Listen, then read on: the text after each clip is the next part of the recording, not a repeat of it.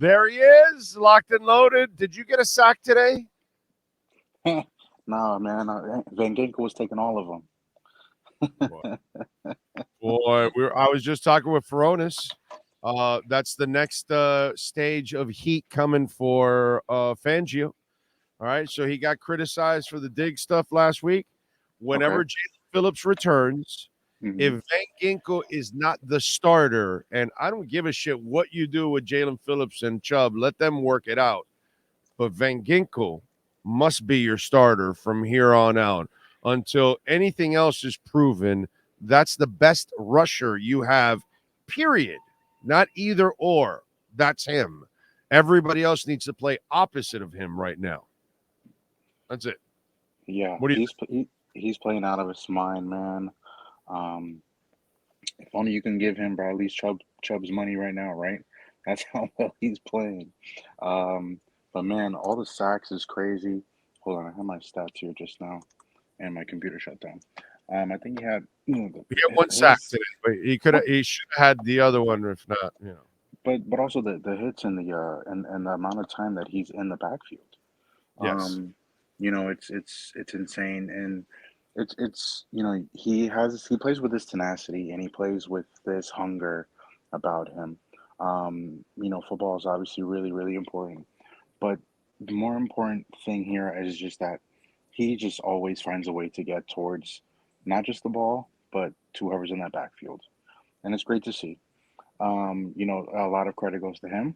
I think a lot of credit also goes to maybe some other guys on the line that are taking on, some other defenders or, offensive linemen there when they are all rushing together. But I will say that Van Ginkel gets by his man and he gets by him pretty good. And he has really improved, probably the most improved player on this Dolphins team this season. Yeah, and I think it's part improvement, part opportunity, because nobody really has said, "Hey, we're going to use you a lot now. Build up your confidence and have success." And it's always been spot duty, and even in spot duty, he always did something, dude. That's the Yeah. thing about Ginkgo, that there was always something that he was doing, and I was always wondering, like, what the hell, man? So I hope hmm he gets to start now. What I really hope is that the success that the rest of the guys, because I Van Ginkel has been the same guy throughout since he gave him playing time.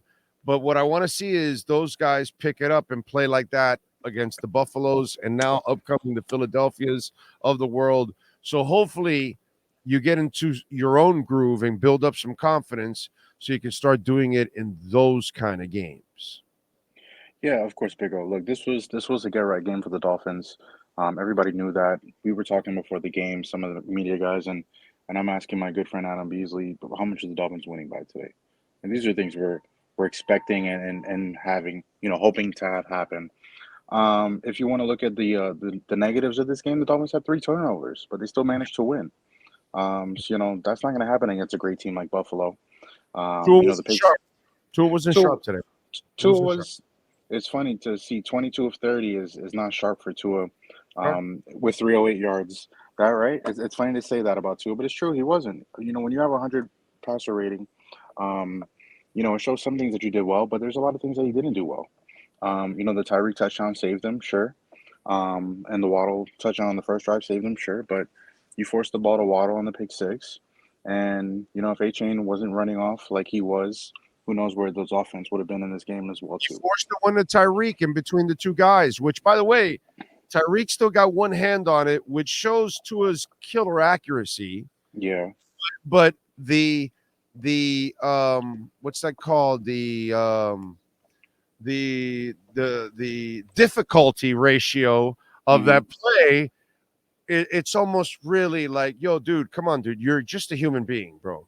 Now Yeah. you're It's asking, you go look at that play just by getting it in between the two guys, but then he can only get a hand on it, and then it goes up in the air, and he's hmm lucky that the defensive back that was behind Tyreek did not catch it and landed on the ground.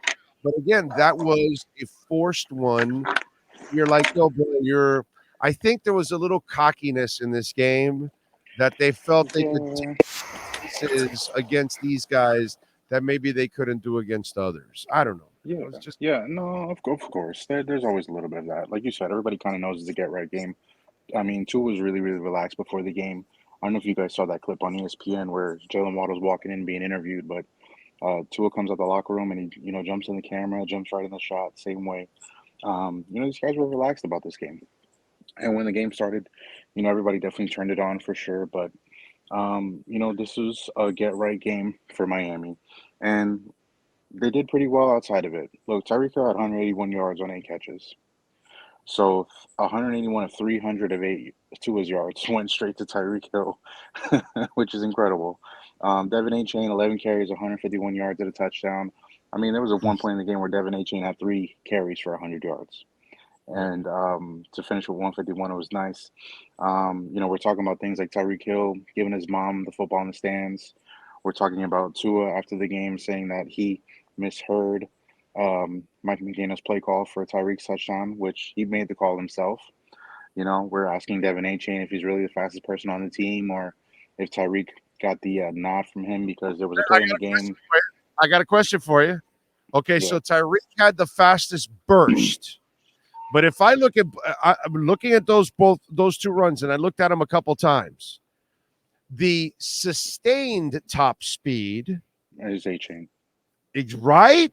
Because he pulled away from people, whereas Mm-hmm. Tyreek bursted and then kind of ran out of gas, and he knew he couldn't keep turning the corner because he had no gas, and he slowed down, and then they caught him. To me, Chan was, the twin turbo jets were just, it's like he had Yeah. nothing in his ass. Well, And it stayed that way, bro. For sure. I would say that maybe H-N didn't have, like, that was his second or third touch of the game, maybe. So he had plenty of juice. And Tyreek probably had touched the ball a couple times already in the game at that point. And he's also on every play, and he's also, motioning in every freaking play too. So there's a little bit of that. Tyreek acknowledged he was tired. H-N acknowledged he was tired as well. Not just not him specifically. He acknowledged that Tyreek was tired about that play too. But this is what Mike McDaniel wanted all along, man. He wants speed. He wants guys on the outside. He had Mostert, over in San Fran. Had Debo Samuel over in San Fran, 2 really fast guys. The Dolphins went out and got Tyreek Hill. They already had Jalen Waddle here. You can imagine his excitement at the receiver position. Usually your running backs are faster than your receivers sometimes. This team is the other way around. Then they go find this kid in the draft, and you remember the story where they wanted to draft him around before he got drafted? Yeah. Because they were so anxious about him. And now But you see it all kind of show up. Yeah, they wanted Cam Smith. Hey, Yeah. you need corner. You need corner depth. Actually, what they wanted in the second round got taken. Mm-hmm. Then I they could see that. Huh? I could see that. Oh no, I know that. Yeah. I know exactly who they wanted. Mm-hmm. Lion Roar. So okay. they I know exactly who they wanted, and when that didn't happen, then they went to Cam. And that was kind of the plan. But before Cam was the plan, unfortunately the lion roared first, and so it didn't happen. So hey, sometimes that happens all the time. Sometimes you might end up with the player that you should be having, and some other times it may not. So we haven't seen Cam Smith much of him early this season. But the other draft pick that they got, Devin A. Chain, is doing really, really well. And I think that balances that out a little bit. Jonathan Taylor and Saquon Barkley and Dalvin Cook. And by the way, I'm laughing my ass off, right? Because I'm watching the Colts game, and you look at the Colts game, right? Yeah, the backup is doing better than the running back, the starter. Yeah, Jonathan Taylor has 3 yards a carry, 6 for 18, and Zach Moss decides to go 23 for 165 and 2 touchdowns. Look, that's very funny. Obviously, yes, for obvious reasons, Big O. But look, man, Jonathan Taylor was sitting on his ass for how many weeks, bro? Everybody else in the league has been practicing. The other guy goes, well, let me do my best Jonathan Taylor impression. Yeah. Yeah, we say the same thing about that. There's so many other players Wilkins. This was the first game Christian Wilkins really got in the backfield. From my point of view, right? Has he turned the corner since sitting out the first month of the season? We would hope so. In the Bills game last week, he only got in the backfield once, and that's after Van Ginkel sacked Josh Allen. He just wanted to talk some smack, right?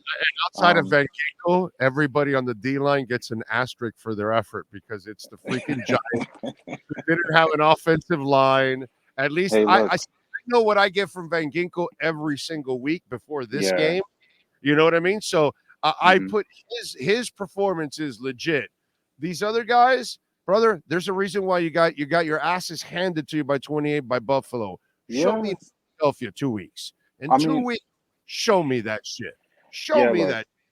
I'm still not convinced on the defense in this game. In this game, Darren Waller got off eight catches, 86 yards. Darren Waller was doing like tight end, like they were throwing slants at him, and he was 20 yards down the field, and they were converting it, no problem. The Giants were. There was two times where Waller caught it on the same drive. So I have to go back and look and see who was the defender on that. I'm not sure if the Dolphins had an outside defender or somebody that was following Waller exclusively. That was a really bad negative takeaway that I have from the defense. I would say another thing, along with Van Ginkel, Zach Sealer was going nuts today. And then today was probably more of a game where you saw Jerome Baker sideline to sideline than anything. There was a couple of plays in this game where Jerome Baker just flew into the screen because he's running so hard to get a player out of bounds at the sideline, which is great. Yeah. Javon Holland had a good play during the game. X had a good breakup, when he needed to in the end By the zone. way, you got to ask Eli Apple in the locker room. Did somebody steal his lunch from the Giants? Did Daniel Jones take away his girlfriend or something? That bro, he hit Daniel Jones like he either wanted to take it out on somebody in the organization, he hated the Mhm. organization, he hated Daniel Jones or something. I don't know, but Something. he took some anger out on his ass early on in that game. That was funny. And then the other one that I laughed my ass off was the rookie corner that gets out of place. He finds himself on one side of the field, goes, oh shit, I got to go over to Tyreek. And he runs 35 yards over. And that's when Tyreek and Tua goes, let's nine route this bitch. If that safety don't roll over, Done. he's out. And sure enough, safety doesn't roll over. The Hmm. easiest touchdown, dude. That poor kid Yeah. was already gassed having to get to Tyreek, and then Tyreek turns on the Jets. That is just like that's high IQ football right there at Hmm. that moment, knowing the situation, what was going on, and the connection between those two. That was super cool. Yeah, definitely. Look, Tua had two interceptions in this game, but that was obviously one of the big instrumental moments because at what point in the game that was the third play in the second half, third quarter, you take a 24-10 lead, the game is out of reach, right? Mhm. Um, they went into halftime 14-10, 17-10, excuse me, and they were 14-10 before Jason Sanders kicked a field goal. So the Dolphins were looking for some separation in this entire game, right? If you let the Giants kind of hang around, you really don't know what can happen in this kind of game. You could Anybody can get kind of come back. the bald. Yes, you can mess up and really get taken advantage of. And the Dolphins didn't do that. You know what I'm saying? They kept it together. That big play was everything for them. They didn't have much else in the rest of the game until you had Mostert's touchdown later on in the third quarter, but you were allowed to kind of coast by back then. Daniel Jones wasn't really doing much in this game, left with a neck injury, probably concussion, something like that. Haven't checked in with what the Giants are reporting after the game, but at that point too, everybody kind of called off the dogs, right? The Giants are a mess right now, 1-4. The Dolphins are 4-1 right now. A cupcake game this week. They got another cupcake opportunity next week against Panthers. Obviously, we're going to be talking about the Eagles, I'm sure, later on this week and next week as well. But more opportunities for the Dolphins to get right, man. They need to get a lot more right on defense. But this was a good game, under 300 yards allowed total. The Giants averaged 3.9 yards per game per attempt, which is a lot more about to the Giants, excuse me, than to the Dolphins defense, in my opinion.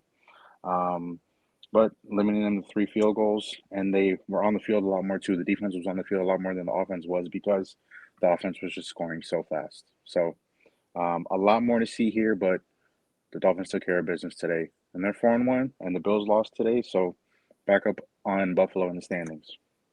And again, it's you could get crystal balled. It's a new term we have now. Man, You don't want to get crystal balled. You can't leave them hanging because if you do, Then you get crystal ball. By the way, a theme today that I've had for many, many years now, and why I've never really believed in Lamar Jackson at times, because Uh-huh. while there's lots of phenomenal athletes out there, in the end, you better learn to win from the pocket. So whether you're Daniel Jones, whether you're Anthony Richardson, these are common themes that happen to all these running quarterbacks.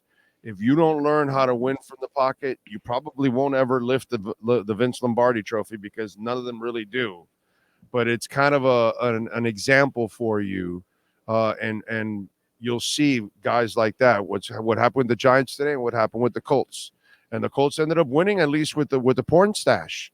The porn stash Uh-huh. came, did a decent job Yeah. and kept it alive. Yeah. I would say, man, I was also watching the Lamar game because the Ravens killed my parlay, first of all. But TJ Watt is an animal, though, Big O.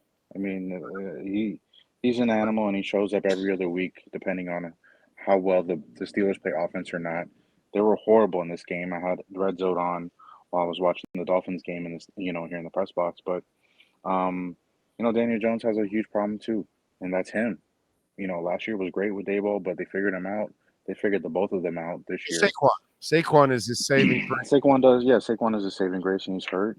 Lost the last 3 games hurt. Now they're 1-4. Man, I get rid of everybody, dude. This is Giants can get to the front of the draft and get anywhere near Caleb Williams. That's what I'm doing if I'm them. But you see how used to draft talk I am because of these Miami Dolphins. I need to change my tone, Big O. We got to start talking about playoffs, playoff Oh, seeding. they're going to We the got to talk playoffs. about all these other things. I just need to see them win against better teams. Yeah, definitely. So they're not just happy to make the playoffs. I need to feel like, okay, you guys now can start making some noise in the playoffs. That's what I want. Because Yeah. in the end, can you go here with me on this? This is why I'm disappointed, supremely disappointed in the team last week, because you shouldn't be the team that wins 10 or 11 games and just gets there and then gets spanked. Your talent is better than that. Your talent, you should be making some noise in the playoffs, maybe even getting to an AFC championship game. My God, how about the Super Bowl? But start winning games in the playoffs now. Don't you believe that the coaching staff and the talent is good enough for that? Yeah, I mean, look, you're better than you proved you're better than the Chargers week 1. You're you're better than the Chiefs, right? Like Mahomes and Kelsey are the only saving grace. Maybe you give Andy Reid a tarp for that too, but Jones. everybody else, huh? Chris Jones. Chris Yeah, Jones. sure. Yeah, but look, everybody else after those guys, like the Chiefs' offense is just 2 guys, right? Yeah. Yeah. The Ravens is just 2 guys, and Zay Flowers if he plays well. The Browns don't have anybody. Who else are you looking at the AFC? The Bengals have off to a horrible start. I mean, their portfolio is great, sure, but they're He's 1-3 right now, and they're losing. Are they not losing in Arizona right now? Like He's not they're gonna healthy. catch up. Yeah, He's playing leg. they'll I feel bad they'll for him. catch up. Yeah. Cincy will catch up, but in the rest of the conference, like nobody else can really touch you, Yeah. right? You have the pieces on both sides. It literally you're hoping Vic Fangio and his defense can get it together and find some cohesion quick, or literally Andrew Van Ginkel has to put the team on his back every week. I mean, I don't know what else to say here. The Uh-oh. defense, the defense needs to step it up, man. Because even in this game, they could have messed it up. What's your gut tell you on Armstead? Is it just for? I mean, listen. If Lamb continues at this pace, it's going to buy you time, and you don't necessarily have to hurry him up. But worst case scenario, you want him back as soon as possible. Well, I know you don't really know exactly. Maybe he doesn't even know. Hell, Yeah, does it yeah. look like 4 weeks to you, or does it look like this might be, 4 weeks is just a starting, it's a base, and that it might be just a little longer? It's a good base. Look, the Dolphins wouldn't have put him out 4 weeks if they didn't feel like it was worth it or he needed it. One. Two, it was kind of the same timeline when he got hurt in the preseason. Um, but like I don't know if I've said this to you before, man, but it's true with Armstead. It's true with Jalen Ramsey. I want those guys in January and February more than I care about them in October. Yeah. Is he going to play in the Eagles game, Armstead? No. That's fine. You probably have enough without them. The defense is going to have to play against the Eagles more than you need the offensive line for sure. although their D line is crazy. We'll talk more about that in the coming weeks now. But Armstead's going to take a while. Even if he's 5, 6 weeks out, hopefully you're still healthy there. Hopefully you have another backup that can play in the position, knock on wood, if you need an extra body. But the Dolphins have to get these little easy wins when they can to go raise it up, get up in the standings. You want home field advantage when the playoff time comes because, we don't really know what a home field advantage here in Miami does. But what it does do is it takes away a home field advantage from somewhere else. Right. And it levels the playing field a little bit for you. And that's what I think the Dolphins need. The Dolphins, if they can get the 1 seed, have a week off, great. But I mean, is that realistic? Who knows? But if you're a 2, 3, 4 seed, you're doing great.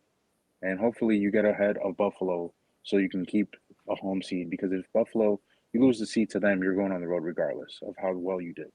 Well, they You took could be some 11. today, bro. The Dolphins could be 11-5 and be a number 2 seed and still go on the road. So, sure, Buffalo took a lump on the road today in London. Everybody was kind of expecting when the Jags were there for a week and the Bills just showed up on Friday. But the rest of the season, the Dolphins have to take care of business. They lost to Josh Allen on defense to the Dolphins. What was that? Repeat that. They lost their Josh Allen on defense to the Dolphins. Oh yes, Milano's down. Yeah, that's huge, man. That's really huge. He's done. Yeah, that's huge. That's a big loss for them. Huge, bro. That's very big loss.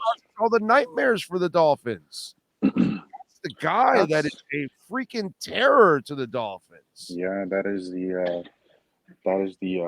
as unfortunate as for him to be injured. That is the door opening up in the AFC East. They go big time. All right, what do you got going on in the USA Today? I spoke to Tyreek Hill after the game about his touchdown with his mom, which is crazy, and that one fan who was like, "Oh no, got the ball." And did you see the video of it is just so amazing. The fan was just like obviously drunk. The guy on the right was Clutch because he's the one that reached the idiot and said, "Yo, dude, his mom is there." A bunch of people said. Yeah, but that guy with the jersey, I think it was a Merino jersey, if I'm correct, on the right side. That dude was he was pretty the security guards and the mom. He was strong, dude. That guy was very helpful in that thing. Yeah, no, it was great. Tyreek was cool, and with what he was trying to do. Then I felt, the ref gave him a penalty because he jumped up and went to the stands. It reminded me of Draft Day. You know the movie Draft Day? Yeah, With the main character, and he gives the football to his brother or something like that. It literally was a line out of that story. Hopefully the NFL doesn't fine Tyreek Hill for this. It would really suck if they did. It's like a no fun league all over again. But I wrote about that. I talked to David A. Chain about how fast he is, so maybe I'll come up with that a little bit later, or we can talk more about that later this week. But looking forward to joining you again real soon, Big O. I'm saying Tyreek wins the 40. The Chan wins the 100. Ooh. I'm sticking with that. Okay? Tyreek with the 40. So you tell Tyreek that okay, you'll win the 40, but can you win the 100? Because I saw that youngin's twin turbos, and that shit never turned off, bro. I was impressed. I might take Waddle in the 40, to be honest. Okay. But I'm taking a Chan in the 100. That's all I'm saying. You're right. I would love to see a 40 and 100. Like they both want, they're winning 100, but whoever wins the 40 gets a little plus. I like that. Right, we got to do that. We got to set that up. Although Austin Jackson can give him some competition because to start. Did you see that? Dude, Did you see that? He was right ahead of Waddle. I went and talked to him before the game. He's like, "I'll race Waddle. I'd race Waddle." you want That's what he said to me after the game. That was athleticism there. That dude's 40 yards downfield, bro. If that didn't show you how much improvement that guy made to his body and his physique, I mean, come on, that kid. How much have we talked about that kid through 5 games? And after all that, it looks like they've hit on 2 of the 3. They hit on Hunt and Jackson, and maybe you missed. And if you hit on 2 of 3, bro, you are a rock star. Yeah, I can say that. Yeah, 2 out of 3 in the linemen that they drafted in that draft. Well, 2 out of 3. Yeah, you hit on and you hit on Tunsil, so you hit on 3 of 4. Hitting on Tunsil, and then I've been hitting on 10 other players too. So. But then you found Lamb, and then you found 77 a win, And then last year you got Shell and Jones to get you through. You know what I mean? It's like people talk a lot of shit, but then when you really look at the big picture, that front office kicks ass, dude. Kicks freaking ass. Yeah, it's all good until they play Buffalo, dude. You're right. Yes. So it's all good until they play Buffalo. See, you had to end it with pain. You had to end it with pain. Yeah, I mean, last week you were calling everybody a fraud and all this, so I'm just until I see in Philadelphia, you ain't raising that jersey of frauds until you start winning those kind of games. Yeah, they're definitely hanging in there with the frauds right now. They got to start winning the big games. Yeah, definitely. Yeah. I'm holding them to a higher standard, like I hold you. Which we need to. 3 playoff games in 20 something years, bro. There needs to be 4. I have an Airbnb already in Las Vegas. I need to use it. I did not we gotta put for no reason again. We gotta put some good use to that, Big O. Goddamn right. Yeah. All right. Appreciate you, bro. I'm off to see Morrissey. Have a good one. See you soon. All right, man. Safid Deen, baby. When we talk about Baptist Health. And listen, if you have an injury that's keeping you from doing what you love, gardening, paddleball, tennis, basketball, softball, I don't know, whatever it is that you do, and maybe that injury is stopping you from doing whatever it is you want to do, folks, take charge of your health and get back into the game with the help of the all-pro staff at Baptist Health Orthopedic Care, and they've got locations from Monroe County to Palm Beach County.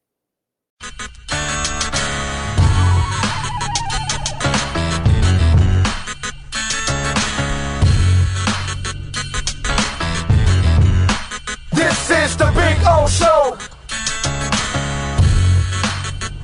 This is the Big O Show.